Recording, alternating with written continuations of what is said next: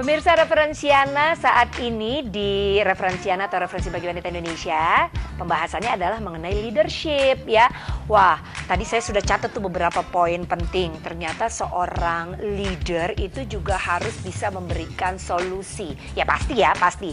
Problem solving. Jadi yang menarik buat saya adalah mungkin pemirsa pernah baca juga ya buku ada ditulis oleh Ken Watanabe, judulnya 101 Problem Solving 101. Wah, itu 101, jadi 101 problem solving. Itu orang Jepang, dia tuh sebetulnya tadinya CEO sebuah perusahaan, si Ken Watanabe ini, terus tiba-tiba dia melepaskan pekerjaannya untuk menjadi guru SD. Melepaskan pekerjaannya di Amerika, di Wall Street untuk jadi guru SD, dan untuk bisa mengajarkan mengenai problem solving dan juga leadership dari SD, karena menurut dia penting sekali. Nah, sebelum pertanyaan saya mengenai kenapa penting sekali mengajarkan leadership kepada anak-anak kita, saya mau tanya dulu nih mengenai wibawa kepada Ibu. Jadi kalau menurut Ibu wibawa itu bagaimana, Bu? Wibawa itu bukan sama sekali harus dibangun dengan pemaksaan ataupun menunjukkan bahwa kita harus menjaga jarak. Bukan sama sekali itu. Wibawa itu justru dibangun dengan kepercayaan, membangun kepercayaan antara kita dengan orang yang kita pimpin. Caranya bagaimana? Caranya itu tadi, pertama, kewibawaan itu berawal dari ketika pertama kita berbagi impian yang akan kita tuju, goal yang harus kita raih bersama-sama. Itu pertama. Kedua, kita juga saling sharing ini loh masalah-masalahnya dan apa saja yang bisa kita maksimalkan potensi dari orang-orang yang kita pimpin, gitu kan. Ketiga, apresiasi. Dan keempat, jangan pernah merasa malu sebagai pemimpin kita tidak tahu akan sesuatu. Jangan pernah merasa malu. Disitulah wibawa terbangun. Mengapa? Why? Karena ketika kita mengatakan, oke, ini masalah ini, jadi menurut Anda harusnya bagaimana ya menurut Anda? Itu kan sebenarnya cerminan kita juga bisa jadi nggak tahu tanpa harus mempermalukan diri kita sendiri. Dan anak buah kita malah senang loh. Mereka merasa diberi porsi untuk menunjukkan disitulah mereka punya potensi. Karena setiap orang sebetulnya punya ego sendiri masing-masing. Betul. Mereka kadang-kadang pengen tampil juga, pengen kelihatan mampu juga. Dan sebetulnya seorang pemimpin yang baik tuh tahu bagaimana memuaskan keinginan-keinginan dari setiap orang yang dipimpin. Setuju. Oke. Nah, kemudian kita lanjut lagi tuh Bu, tadi yang menurut saya mengapa sih penting ya? Kalau saya lihat si Ken Watanabe itu, kenapa sih dia tuh menurut dia tuh penting sekali untuk anak-anak nih memiliki jiwa kepemimpinan. Oh, saya sangat begitu mendengar Ken Watanabe. Beliau juga salah satu tokoh inspirasi dalam kehidupan saya, Ken Watanabe itu. Artinya gini, mengapa anak-anak kecil itu sangat penting?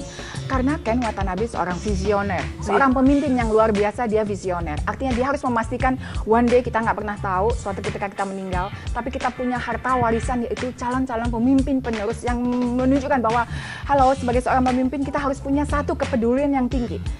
Kepedulian kepada mereka, bukan mereka harus peduli kepada kita. Sebagai pemimpin kita men-serve, melayani orang-orang yang kita pimpin. Itu, bukan orang yang kita pimpin melayani diri kita. Sangat terbalik gitu ya.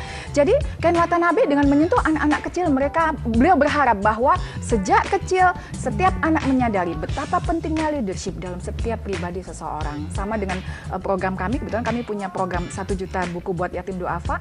Tujuannya simple, kami ingin memastikan bahwa anak-anak yatim duafa itu biarpun mereka tidak mampu, mereka harus berani bermimpi dan mereka berhak mendapatkan yang lebih baik.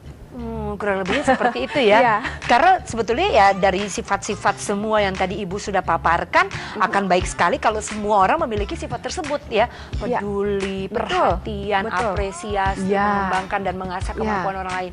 Seperti itu ya Bu ya. Oke, dan sekali lagi saya ingin ingatkan Anda pemirsa Referensiana, untuk Anda yang mau menelpon dan bertanya kepada Ibu Aini, Anda bisa hubungi di 0213927456 ataupun di 0213922121. Nah Bu, lagi Bu, kalau misalnya tidak jadi pemimpin, biasanya kan ya, atau misalnya jadi follower terus, itu apa saja tuh yang efek yang bisa terjadi pada seseorang kalau misalnya dia tuh cenderung tidak berani memimpin, tidak berani mengambil satu jabatan tertentu. Kan ada tuh orang-orang yang lo aja deh gitu. Itu bagaimana? Jadi gini, sebetulnya tidak ada yang salah dengan seorang pribadi yang memutuskan dirinya menjadi seorang follower. Hanya saja harus menjadi follower yang baik. Jangan salah, setiap pemimpin itu terlahir ketika dirinya menjadi seorang follower yang baik.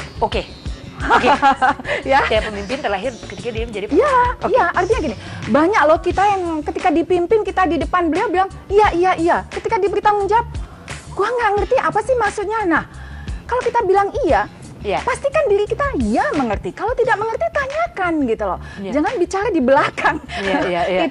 Itu. Jadi follower yang baik. Dan ketika diberi tanggung jawab, dirinya berjuang mati-matian untuk mewujudkannya. Dan ketika diberi ilmu tips-tips dari atasannya, dirinya juga melakukan dengan sepenuh hati. Itu. Ketika dirinya menjadi seorang follower yang baik, maka saat dirinya tiba menjadi seorang pemimpin, dia tahu bagaimana memastikan orang-orang yang dia pimpin menjadi follower yang baik karena dia pengalaman di situ. Itu. Ini baru tahu nih saya. Jadi seorang pemimpin yang baik sebetulnya sudah pernah merasakan dirinya menjadi follower yang baik. Oke.